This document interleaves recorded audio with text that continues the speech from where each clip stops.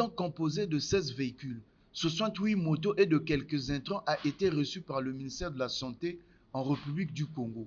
Ce 5 décembre 2024, représenté ici par le directeur général des soins et services de santé. Cette action accomplie par Catholic Relief Service, en sigle CRS, sur financement du Fonds mondial, s'inscrit dans l'exécution du projet de lutte contre le VIH-Sida, la tuberculose et le paludisme initié par celui-ci. Il s'agit ici du tout premier lot de cette donation, estimé en totalité à 618 millions de francs CFA, et constitue un appui considérable à l'amélioration des prestations dans ce secteur. Avec ces véhicules que nous recevons ce jour, nous sommes heureux et nous pensons être plus présents et plus réguliers dans le renforcement de nos activités à travers les supervisions, la distribution des médicaments, la distribution des moustiquaires imprégnés jusqu'au dernier kilomètre, tel que c'est souvent dit. Ce don est le résultat d'une franche collaboration entre le ministère de la Santé et le CRS. CRS que nous saluons le dévouement, la créativité et le travail acharné. C'est en cela que nous avons pu faire ces réalisations qui visent donc à améliorer notre système de santé au bénéfice de toute notre population. Le représentant résident de cette agence d'aide humanitaire, Catholic Relief Service, en République du Congo, explique le bien fondé de ce geste et a rappelé la nécessité d'un bon usage de ces outils. Aujourd'hui, nous remettons 16 véhicules et 68 motos constituant un premier lot sur 250 prévus, ça c'est pour les motos, d'une valeur totale de 618 millions de francs CFA, acquis sous financement du Fonds mondial, dont CRS est l'un des principaux récipiendaires dans le pays.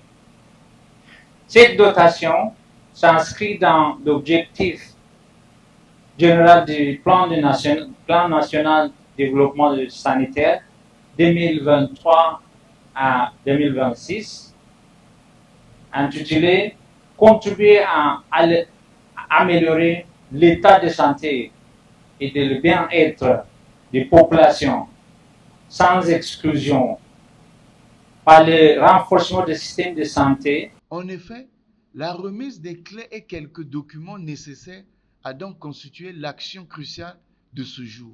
Étant un atout essentiel pour ce secteur qui connaît tant de difficultés, plusieurs cadres se sont exprimés pour faire savoir le besoin réel de ce qui a été donné. Ces moyens logistiques vont nous aider à améliorer nos capacités d'intervention sur le terrain, que ce soit en matière de supervision ou d'investigation des cas d'épidémie. Donc, je suis vraiment reconnaissante pour ça.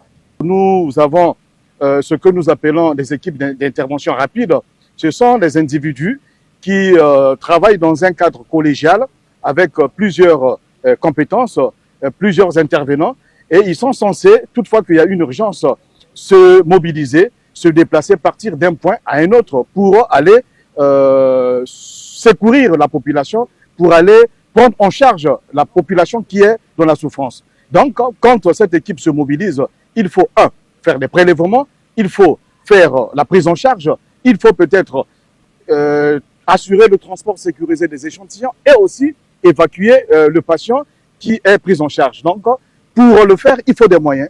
Aujourd'hui, nous avons les moyens qui sont mis à notre disposition. Nous avons le rôle de coordination et de suivi de toutes les activités qui sont menées au niveau de la République du Congo sur le sida, sur les infections sexuellement transmissibles et les épidémies. Vous voyez très bien qu'on a mission de se déployer sur tous les territoires nationaux.